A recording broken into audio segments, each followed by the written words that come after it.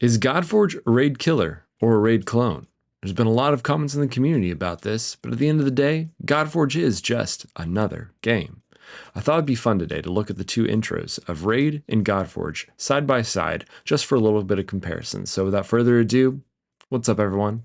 Welcome to the channel. I'm Charlemagne, and let's get into it.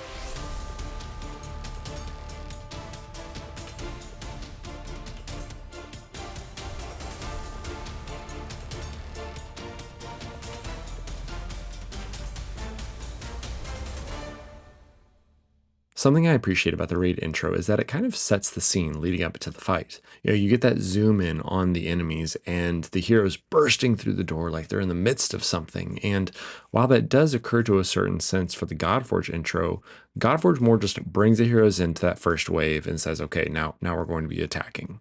Now, the Godforge intro might see some tweaks and changes between now and full launch, but all in a sense, both intros still go through 3 waves and then die at the end so that you can select your starter hero. What I found surprising about Raid Shadow Legends this last time that I went through to get this recording was that, in fact, it uses some animations and things that don't actually or never will happen in the game.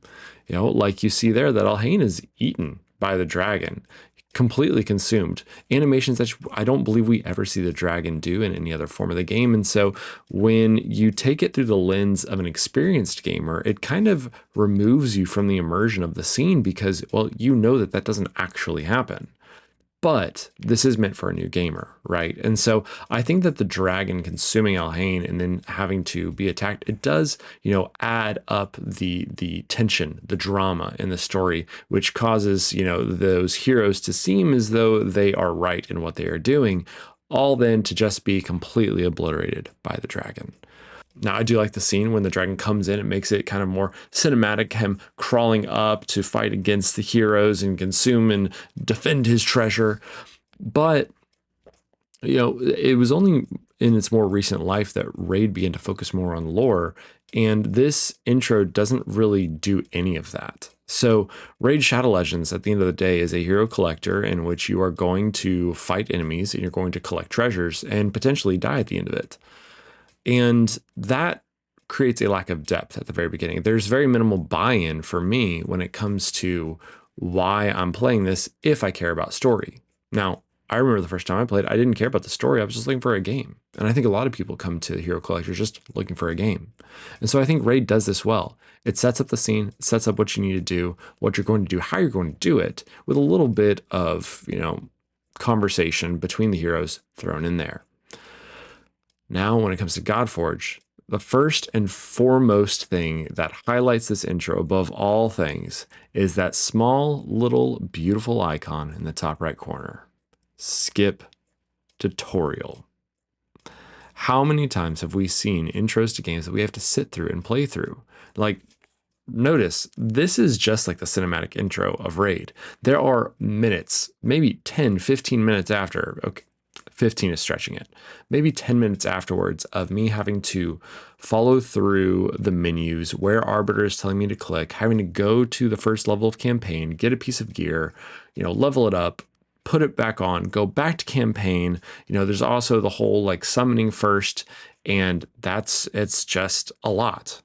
And in fact, it almost potentially sends some signals to the player, because right after you end the cinematic portion, the first thing you do is go and summon a hero. You get that archer, and that is the first primary action you take inside of Raid Shadow Legends, which sends a signal as to what the game is really about. Whereas with Godforge, now granted, non-finished build, I would imagine there will be some steps along the way after this cinematic, but they just drop you in. And now this is for the alpha, and that alpha is a group of players who knows exactly what to do and how to play a hero collector, and so they can simplify that. And with the design and how it goes towards the end, and you see that kind of like blurring of, I believe, like the Scion character through whatever is happening in the realm, there could potentially be some more to this cinematic with game launch, things that they're not necessarily willing to drop or may not even have ready yet. So we'll see. It'll be interesting to see if this intro for Godforge expands, if it becomes longer. But it also starts with a cinematic trailer that is a high dollar trailer, really beautiful work. It has its own music to it, all these kinds of things that really sets the scenes for what's going.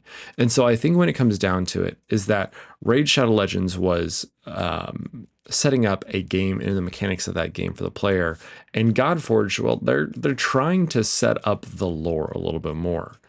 And so there is more going on with the scene and what is currently happening, and talking about Ra and his minions and all these kinds of things, really beginning to lay the groundwork for the story, which we all know, if anyone's aware of everything that Fateless has been doing, the story of Godforge is pretty important to them.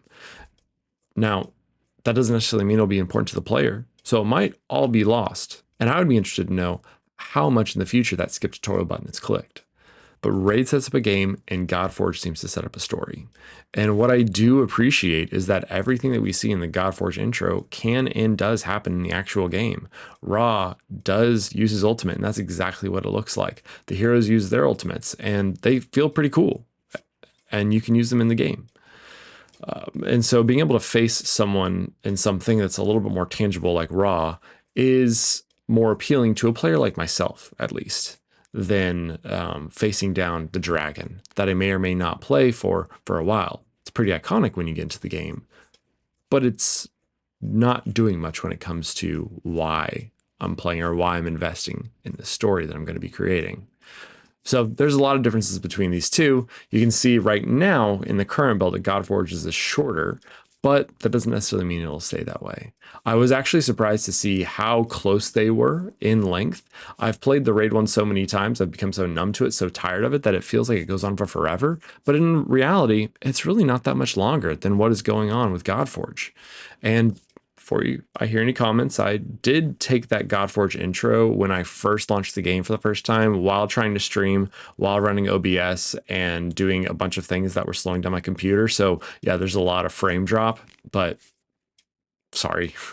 It was kind of a one-shot thing. I was glad to be able to capture it, but yeah, there's a lot of optimization that's going to be going into Godforge. It's going to make all those things smoother in the future. So this is just a fun one today, guys. Looking at the two intros together. Hope you enjoyed it. Like, comment, subscribe. I'll see you in the next one.